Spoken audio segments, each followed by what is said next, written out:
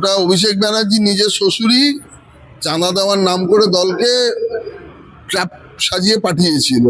ওটা একটা জঘন্য ষড়যন্ত্র বা পরিকল্পনা ছিল। এই অভিযোগ তো রাজনৈতিক চক্রান্ত। টাকা তো কি জন্য নিয়েছে বা কি জন্য গেছে সেটা তো বিশ্লেষণ হবে, এবং তার জন্য তো আদালত রয়েছে। এটা যদি শুভেন্দু দার বিরুদ্ধে যদি কোনো অবজেকশন আছে, ওনারা কেস করছেন না কেন? কেস করুন। আর এই অভিযোগ যদি অভিষেক ব্যানার্জি করে থাকে, আমার মনে হয় ওর ইমিডিয়েটলি মানসিক চিকিৎসালয়ে যাওয়া উচিত। এই সেবা সহায় বলে যেসব করেছিল, মানুষ ক্ষমা করবে কোনোদিন?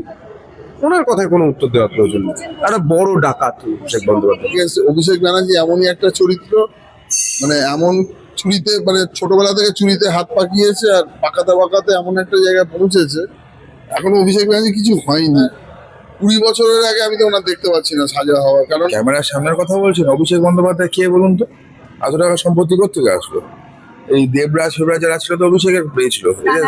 এদের এত কোটি সম্পত্তি করতে, সুমিত কোথায়? অভিষেক বন্দ্যোপাধ্যায় বলুন সুমিত কোথায় পালাচ্ছে? তো সব বলেছিল না পুষ্পা মাথা ঝোঁকাবো না, তারপর তো পালিয়ে চলে যাচ্ছিল নেপাল, কান ধরে নিয়ে এসেছে। অভিযোগও বলছে ওকেও কান ধরে ঢোকাবে জেলে। তুই যে অভিষেক আর তার পিছিয়ে যখন জেলে ঢোকাবে, তখন ওদের সঙ্গে ওই 4 জনই থাকবে, আমি তুমি সে ও তাহারা, এছাড়া আর কেউ থাকবে না। এখন এদের নিজেদের মধ্যে লড়াই হচ্ছে, তো আমরা মানে এদের তো সবসময় এটাই, কোনো সময় গরু চুরি না পাথর চুরি না বালি চুরি না সবকিছু চুরি করার অভ্যাস আছে। তোলাবাজি, ভ্রষ্টাচার, কারাপশন, কাটমানি, এই জিনিসটা নিয়ে এখন নিজেদের মধ্যে লড়াই করছে। জিজ্ঞাসা করবো ওদেরকে তৃণমূল কারে করেছিল। ভালোই লাগছে আমাদের মাঝে মাঝে এত কাজের মধ্য দিয়েও আমাদের মাঝে মাঝে একটু মন আনন্দ হয়ে যায়। সেটা দেখার জন্য আমরা দেখি ওনাদের নেতারা এই পাশ দিয়ে দড়ি টানছে, ও পাশ দিয়ে ফিতে টানছে, দেখতে ভালো লাগে। বললে ওদের দলটা সত্যি সত্যি থাকবে তো, সেটা মানে ভাবার বিষয়। মানে কে কি করলো, তালা দিল না অন্য কিছু করলো, সেটা দেখে আমাদের লাভ নেই। থাকবে তো দলটা তো।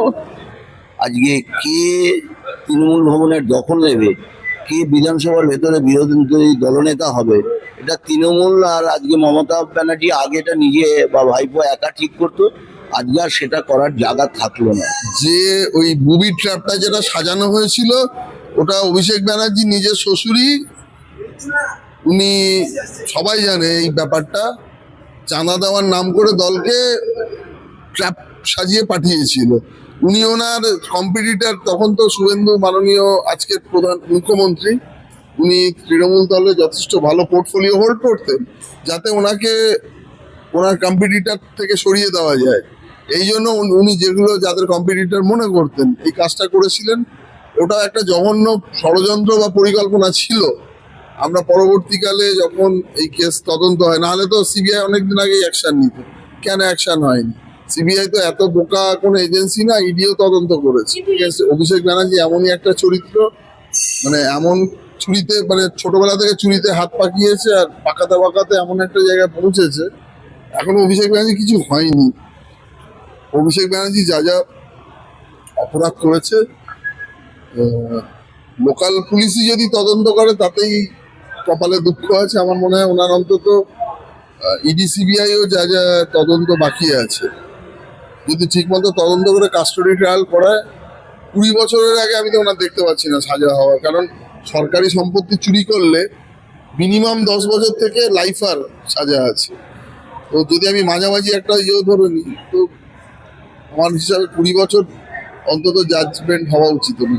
তৃণমূল হচ্ছে এখন আবর্জনার, যত আবর্জনায় এখন গিয়ে দেখবেন ড্রেনে যদি আপনি তাকান, তৃণমূলের বিভিন্ন ছেঁড়া পত্র পাবেন। কিন্তু সেই জায়গায় দাঁড়িয়ে কল্যাণ বন্দ্যোপাধ্যায় বলছে যে ফিদা তাকিম দলের মতো সব থেকে বেইমান, সব থেকে বড় কাজ ক্রিমিনাল ট্রেসপাসার।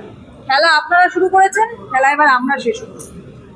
কল্যাণ বন্দ্যোপাধ্যায় নিজেদের মধ্যে মারপিট করে নি, যে কটা বেঁচে থাকে, তারপরে গিয়ে আমরা বাকি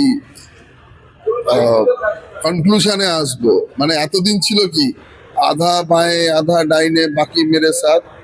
তো এমন একটা জায়গায় এসে পৌঁছেছে, এখন এমন একটা পরিস্থিতি এসে দাঁড়িয়েছে যে দেখুন, তৃণমূলের আসল চেহারা আমাদের বার করতে হয়নি, নিজেরাই বের করছে। প্রত্যেক দিন দেখবেন নতুন নতুন ঝগড়া, নতুন স্ক্রিপ্ট, নতুন অনেক কিছু দেখতে পাবেন। তো তৃণমূল নিজেই কি জিনিস, তৃণমূল নিজেই এক্সপোজ করে দেবে, আমাদের কিছু করতে হবে না।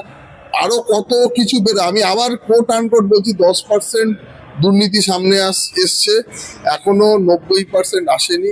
এটা দেখার জন্য ওয়েট করুন, সিনেমা আভি বাকি হ্যায়। দেখুন, তৃণমূল কংগ্রেসের সুপ্রিমো মমতা ব্যানার্জি 15 বছর আমাদের রাজ্যে সরকার পরিচালনা করেছে। দীর্ঘ সময় ধরে রাজনীতির আঙিনায় তিনি ছিলেন। তিনি বিরোধী দলনেত্রী হিসেবে লড়াই করেছেন, আন্দোলন করেছেন, দৃষ্টান্ত স্থাপন করেছেন। লড়াইয়ের পজিটিভ দিক নেগেটিভ কি ছিল সেটা বড় কথা নেই, তিনি নিজেকে বিরোধী দলনেত্রী হিসেবে এস্টাবলিশ করেছিলেন। কিন্তু সরকারে আসার পর তার যে ঔদ্ধত্য, তার যে মানুষকে নিয়ে যে অবহেলা অবজ্ঞা, এটা ভয়ঙ্কর একটা ক্ষতিকর তৃণমূলের হয়েছে।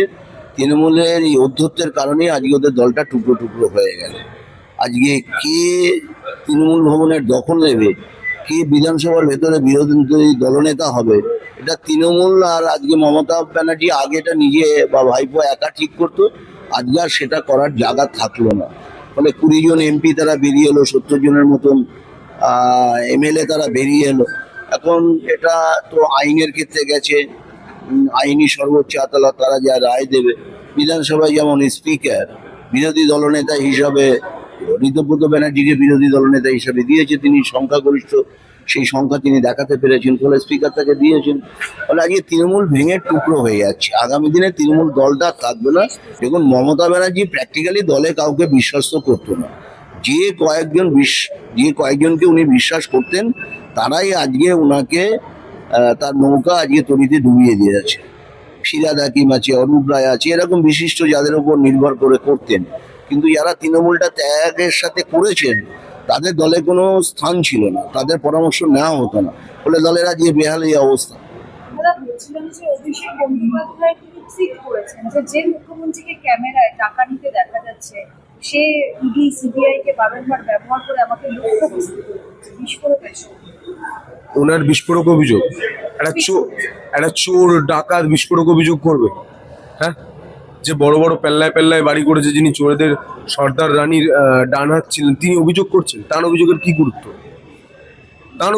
গুরুত্ব? তিনি প্রমাণ দিক।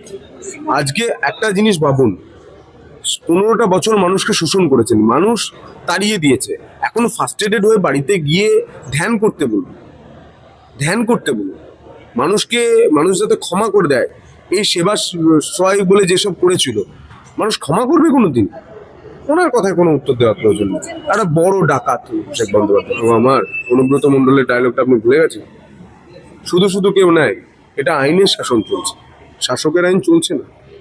আইনের শাসনে যে দোষী তাকে ঘর নয় শ্রীঘরে যেতে হবে। শুভেন্দু অধিকারীকে নিয়ে এই ধরনের মন্তব্য ক্যামেরার সামনে দেখা যাচ্ছে, হ্যাঁ, মুখ্যমন্ত্রী সে এখন মুখ্যমন্ত্রী। আরে যে যা পাচ্ছে মন্তব্য করুক, মানুষ তো রায় দিয়েছে, মানুষের রায় মাথা পেতে নিতে যদি না পারেন, সে মাথায় জল ঢালুন। এতদিন প্রশ্ন ছিল 21শে জুলাই তুমি কার, এখন প্রশ্ন হচ্ছে তৃণমূল কার। কালকে কালীঘাটে জিজ্ঞাসা করবো ওদেরকে তৃণমূল কার, 21 জুলাই কার। ভালোই লাগছে আমাদের, মাঝে মাঝে এত কাজের মধ্য দিয়েও আমাদের মাঝে মাঝে একটু মন আনন্দ হয়ে যায়। সেটা দেখার জন্য আমরা দেখি ওনাদের নেতারা এই পাশ দিয়ে দড়ি টানছে, ও পাশ দিয়ে ফিতে টানছে, দেখতে ভালো লাগে। এসব মানে ফালতু কথা, একদম কোনোদিনই এরকম কোনো ঘটনা হয়নি। কিন্তু ইনি কত কোটি কোটি টাকা নিয়েছেন ওটা সকাল লোক দেখেছে, ওটা নিয়ে চিন্তা করতে হবে। আর তার রিপ্লাই যেটা চাইছে সিআইডির এখানে, ওটা দিতে হবে। কাউকেই হেরাস করা হচ্ছে না, এর মধ্যে হেরাস করার কি আছে? কোনো কমপ্লেন পড়েছে, তদন্ত করা হচ্ছে। তো হেরাস তো করা হয়েছিল আমাদের বর্তমান মুখ্যমন্ত্রী, উনাকে 104 বার নাকি কোর্টে গিয়ে পারমিশন নিতে হয়েছে এক একটা সভা করার জন্য। প্রত্যেক লোককে কত লোকজনকে, হাজার হাজার লোকজনকে হেরাস করা হয়েছে। কত লোক তো ইভেন মারাই গিয়েছে, আমাদের লোকের উপরে কত অত্যাচার হয়েছে। এরা যে ধরনের অত্যাচার করেছে, এদেরকে তো মাত্র পুলিশ কিছু জিজ্ঞেস করছে, তাতে এদেরকে এত অসুবিধা হচ্ছে। তো যতগুলো কমপ্লেন পড়েছে, করে নেবেন, আমি যা পারেন করে নিন, কিন্তু আমি কারোর কাছে মাথা নত করবো না। অভিষেক বন্দ্যোপাধ্যায় মাথা কারোর কাছে নত করার দরকারও নেই। যা আইনে যা প্রশ্ন করা হচ্ছে তার রিপ্লাই দিতে হবে। তৃণমূলটা কার এখন ছিল 21শে জুলাই কার, এখন প্রশ্ন হচ্ছে তৃণমূলটা কার। ঋতব্রত বন্দ্যোপাধ্যায় কালকে গিয়ে কালীঘাটে যে তৃণমূল, সেখানে গিয়ে তালা লাগিয়ে। দেখুন, এটা তো ডেমোক্রেসিতে পার্টি যাদের নাম্বার বেশি হয় তাদেরই পার্টিও হয়। তো এই পার্টিতে তো কোনোদিন কোনো বিধান সংবিধান কিছুই মানা যেত না। এ তো প্রাইভেট লিমিটেড কোম্পানি হিসাবে অপারেট হয়েছে। এখন প্রাইভেট লিমিটেড কোম্পানি আছে না, জনতার এর মধ্যে স্টেক আছে না, যারা মেম্বার আছে জিতে এসছে তাদের স্টেক আছে। এটা ইলেকশন কমিশন এবং কোর্টের মাধ্যমে ফেসলা হবে, যেখানে হবে এখন এদের নিজেদের মধ্যে লড়াই হচ্ছে, তো আমরা মানে এদের তো সবসময় এটাই, কোনো সময় গরু চুরি না পাথর চুরি না বালি চুরি না সবকিছু চুরি করার অভ্যাস আছে, তোলাবাজি, ভ্রষ্টাচার, কারাপশন, কাটমানি, এই জিনিসটা নিয়ে এখন নিজেদের মধ্যে লড়াই করছে। দেখুন, ওর স্মৃতিশক্তি দুর্বল তো। পুলিশ নিয়ে কি খেলা খেলেছে 4 তারিখের আগে আপনারা সকলেই জানেন, সারা বাংলা সারা দেশ দেখেছে, এবং কিভাবে হুমকিগুলো দিয়েছে। স্বরাষ্ট্রমন্ত্রী যিনি দেশে, তাকেও হুমকি দিয়েছে যে বাংলার মাটিতে আয়। হ্যাঁ, তো এদের এসব মানায় না, ঠিক আছে? আর এদের কথা কেউ শোনে না। এদেরকে যা করার মানুষ করে দিয়েছে। এখন এমনি সাইকেট্রিস্ট পেশেন্ট হয়ে গেছে, ভুলভাল বকছে। যা করার করে নিন, আমি কিন্তু মাথা নত করব। এর অধ্যত্ত দম্ভ, এর জন্য তো পতন হবে। পতন হবে। পাগল ছাড়া এরম কেউ করে, এরম কেউ বলে? মেন্টালি ডিস্টার্ব আছে। এটা তো অভিষেকের একচেটিয়া, ওনার আর ওনার পিসিমার তো একচেটিয়া ব্যাপার হচ্ছে মিথ্যা। চাहे ও জালি MBA ডিগ্রি হোক ওনার, অথবা ওনার পিসির জালি ইস্ট জর্জিয়ার ডক্টরেট, এবং বাংলার যে হাজার হাজার বিজেপি কর্মীকে মিথ্যা মামলায় ফাঁসিয়েছে, তো ওরা সবসময় মিথ্যার স্বপ্ন দেখে। একটা মিথ্যার গোলকের মধ্যে ওরা এতদিন বাস করবে। এখন এসব তো হয়, এটা অরঙ্গজেব, হিটলার সবাই এরকম দুঃস্বপ্ন দেখে।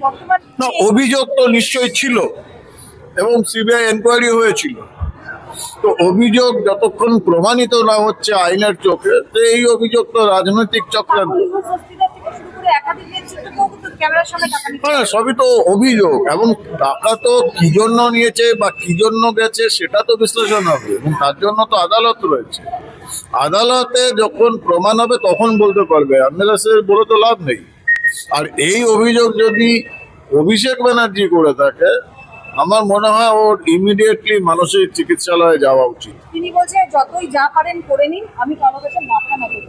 হ্যাঁ, সে তো ওনার যে ছাত্র ছিল, কি জাহাঙ্গীর না পুষ্পা, দেবরাজ চক্রবর্তী, হ্যাঁ, তো এরাও তো সব বলেছিল না পুষ্পা মাথা ঝোঁকাবো না, তারপর তো পালিয়ে চলে যাচ্ছিল নেপাল, কান ধরে নিয়ে এসেছে। অভিযোগও বলছে ওকেও কান ধরে ঢোকাবে জেলে। বেশি দিন নেই, অপেক্ষা করুন। তৃণমূল এখন কার? ঋতব্রত বন্দ্যোপাধ্যায় মেট্রোপলিটন যে তৃণমূল অফিস, সেখানে গিয়ে তালা লাগিয়ে দিলেন। খুব ভালো করেছে। ছিলেন ওখানে, খুব ভালো করেছে, ও করুক। এটা তো মৌসল পর্ব, দেখুন না, আরো কয়েকদিন যাক। এই অভিষেক আর তার পিছিয়ে যখন জেলে ঢোকাবে, তখন ওদের সঙ্গে ওই 4 জনই থাকবে, আমি, তুমি, সে ও তাহারা, এছাড়া আর কেউ থাকবে না। কল্যাণ বন্দ্যোপাধ্যায় বলছে তৃণমূলের দলের সব থেকে বড় বেইমান হচ্ছে ফিরহাদ হাকিম। এটা অকল্যাণ কি? না, ওইটা কি ও দিনের বেলা বলেছে না রাত্রের বেলা? তাহলে আমি এই ব্যাপারে কোনো মন্তব্য করতে পারি না। রাত্রের বেলা উনি জল পুলিশের আন্ডারে থাকেন। মিথ্যা কথা কেউ কাউকে ভাসে না। তো উনি এটা মিথ্যা বলছেন। উনি নিজের টুইট নিজে করতেই পারেন, যা খুশি উনি করতে পারেন, কিন্তু সত্য তো চাপা থাকে না, সত্য সত্যই হয়। অতএব যদি মিথ্যা হয় তাহলে উনি ভালো থাকবেন, আর যদি সত্য হয় তাহলে তো উনি নিজেই ধরা পড়বেন, এটা স্বাভাবিক আছে। কিন্তু তিনি বলছেন যে শুভেন্দু অধিকারী, যে বর্তমান মুখ্যমন্ত্রী, তাকে ক্যামেরার সামনে টাকাচ্ছে দেখা গেছে।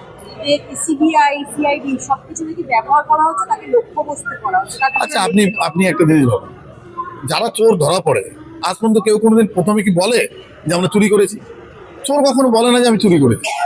যখন তার প্রমাণ সাপেক্ষে তখন কিন্তু সে কিন্তু ধরা পড়ে, তখন আর বাধ্য হয়, তখন আর কিছু বলার থাকে না। তো এখন আমি বলতেই পারি যে আমি চুরি করিনি, কিন্তু সিবিআই এবং আইন যেটা চলছে, আইন তো আইনের মধ্যেই চলবে। উনি যদি ভালো মানুষ হন তো ছাড়া পাবেন। যা পাবেন করে নিন, আমরা কিন্তু মাথা নত করবো না। উনি কবে বলেছিলেন যে আমি মাথা নত করবো, কিন্তু এখন তো তিনি বুঝতে পারছেন, এখন জোর করে বলছি, চোরের মায়ের বড় গলা, আর কিছু না। দেখুন, সেই টাকাটা কি জন্য নিচ্ছেন সেটাও তো দেখা উচিত। এবং ওনাদের যে দেওয়ালের গায়ে, বাথরুমের দেওয়ালের গায়ে কোটি কোটি টাকা, খাটের তলায় কোটি কোটি টাকা, আবার এই সব্যসাচিনী কি যেন নাম বলছে, তার বান্ধবীর ঘরে কেজি কেজি সোনা, তার স্ত্রীর কেজি কেজি সোনা, তো এইগুলো তো মানে নোটিশ দেওয়া বা ফটিশ দেওয়ার কোনো ব্যাপার না। এটা হাতে নাতে ধরেছে, তার জন্য তুলে নিয়ে যাচ্ছে। এটা যদি শুভেন্দুদার বিরুদ্ধে যদি কোনো অবজেকশন আছে, ওনারা কেস করছেন না, কেন কেস করুন, তাহলে তো তদন্ততে ধরা পড়লেই তো। যেমন আমাদের এই আরজি করার ঘটনাটা, এখনো পর্যন্ত কেউ ধরা পড়েছে না, সব প্রমাণ লোপাট করে দিয়েছে, আমরা দেখেছি। তো যতক্ষণ না কোনো কিছু হচ্ছে, মানে যতক্ষণ না আমরা কোনো কিছু পাচ্ছি, ততক্ষণ কাউকে ধরাটা অসম্ভব। তো তদন্ত করতে বলুন, কেস করতে বলুন। আর যাদেরকে অ্যারেস্ট করছে তাদের নামে কেস হচ্ছে, সাধারণ মানুষ কেস করছেন এবং তাদেরকে হাতে নাতে ধরাও পড়ছে। যা তার জন্য যা ইচ্ছে পালন করে নিন, মাথা কিন্তু মতো করবে। দেখুন ওনাদের মাথা আছে কি নেই, আছে কি ওদের মাথা আছে বলে আমার তো বিশ্বাস নেই। তা না হলে মানুষ হয়ে এত অধ্যত্ত কিসের, এত অধ্যত্তটা কিসের? এই ক্ষমতায় ছিলেন, এখন সময়ের মানে বুঝতেই পাচ্ছেন কি অবস্থা হয়েছে। বেশি অধ্যত্ত ভালো না। তা আমরা মানুষের, দেখুন মানুষ আমাদেরকে নির্বাচিত করেছেন। আজকে আমরা যেটা আশাও করতে পারি না, আমরা ক্ষমতায় আসবো এটা আমাদের দৃঢ় বিশ্বাস ছিল, কিন্তু এতটা মার্জিনে মানে 207 জন 8 জন এমএলএ কে আশীর্বাদ করবেন এটা আমরা কিন্তু ভাবিনি। 180 জন 70 জন আমরা জিতবো এটা আমাদের আশা ছিল, কিন্তু মানুষ দেখুন দুহাত তুলে আশীর্বাদ করেছেন। তো মানুষ আমাদেরকে সুযোগ দিয়েছেন, 5টা বছর নিশ্চয়ই সুযোগ দিবেন কাজ করার। আমরা কাজ করে দেখাবো। ওই কে কি বললো না সেটা নিয়ে আমরা মাথা একেবারে কামাইনি। শেষ প্রশ্ন, কল্যাণ বন্দ্যোপাধ্যায় বলছে এই যে ঋতব্রত তৃণমূলের মধ্যে সব থেকে বেইমান হচ্ছে ফেরাদ হাকিম। কি বলবো? দেখুন কি বলবো বলুন তো, ওদের মধ্যে তালা দুটো লাগিয়ে তিনটে দিচ্ছে গিয়ে। মেট্রোপলিটন যে তৃণমূলের পার্টি অফিস সেখানে গিয়ে তালা লাগিয়ে দিচ্ছে ঋতব্রত তৃণমূল। ফেরাদ হাকিমও ছিল। দেখুন দুটো তিনটে ভাগে ভাগ হয়ে গেছে ওরা। ওদের দলটা আদৌ থাকবে কিনা সেটাই সন্দেহ। প্রত্যেকটা নিয়ে টানাটানি চলছে, মানে কেস করাকরি হচ্ছে, কোর্টে যাওয়া হচ্ছে। মানে ওদের দলটা সত্যি সত্যি থাকবে তো সেটা মানে ভাবার বিষয়। মানে কে কি করলো, তালা দিল না অন্য কিছু করলো সেটা দেখে আমাদের লাভ নেই। থাকবে তো দলটা আদৌ? সাধারণ মানুষের বাড়িতে কি এসটিএফ যায় বা পুলিশ যায় না তো। বঙ্গ টিভির যারা দর্শক আছে তাদের বাড়িতে পুলিশ যায় না তো। যারা চুরি করে দুর্নীতি করে তাদের বাড়িতেই যায় এবং সেখানেই যাচ্ছে। এরা চুরি যদি না করতো তাহলে অসুবিধা ছিল না। চুরি এরা ডাকাতি করেছে এবং তার রেজাল্ট এরা পাচ্ছে। কে ক্যামেরার সামনের কথা বলছেন? অভিষেক বন্দ্যোপাধ্যায় কে বলুন তো? এত টাকা সম্পত্তি করতে আসলো? এই দেবরাজ ফেবরাজ যারা ছিল তো অভিষেকের পেয়েছিল। এদের এত কোটি সম্পত্তি করতে। সুমিত কোথায়? অভিষেক বন্দ্যোপাধ্যায় বলুন সুমিত কোথায় পালাচ্ছে? আবার বলছি চোরের মায়ের বড় গলা, এখানে চোরের ভাইপোর বড় গলা হচ্ছে। মাথা নত যা ইচ্ছে করে নিন, মাথা কিন্তু নত করবে। মাথা কেন পুরোই নত হয়ে গেছে? অপেক্ষা করুন খালি। দেখুন কথা আছে না, জেল যেটা খায় সেটা ঢেকুর তুলে, একটা কথা ছিল, একটা প্রবাদ, মানে প্রচলিত প্রবাদ। যেভাবে এসটিএফ কে বা পুলিশকে বিরোধীদের বিরুদ্ধে লেলিয়ে দিয়েছিল, সেজন্য ওরা ভাবছে এটাই এখন সেটাই চলছে। যদি সত্যিকার অর্থে কাউকে অন্যায়ভাবে পুলিশকে দিয়ে এসটিএফ কে দিয়ে হ্যারাসমেন্ট করে তার আমি বিরুদ্ধে, কিন্তু অভিষেক বাবু বা তার দলে যারা সর্বোচ্চ আছে তা কিছুই তাদের বিরুদ্ধে ব্যবস্থা গ্রহণ করছে না, শুধু লোক দেখানো করছে আমরা মনে করছি। যেন কালীঘাটের কাকুর ভয়েস টেস্টের এখনো রিপোর্ট পাবলিশ হলো না, তাহলে তো ওই মামলাটা তো অনেকটাই এগিয়ে গিয়েছিল। সেই মামলাতে হাত দিচ্ছে না কেন? ওই সিগনেচারকে জাল করেছে এই নিয়ে হয়েই হচ্ছে।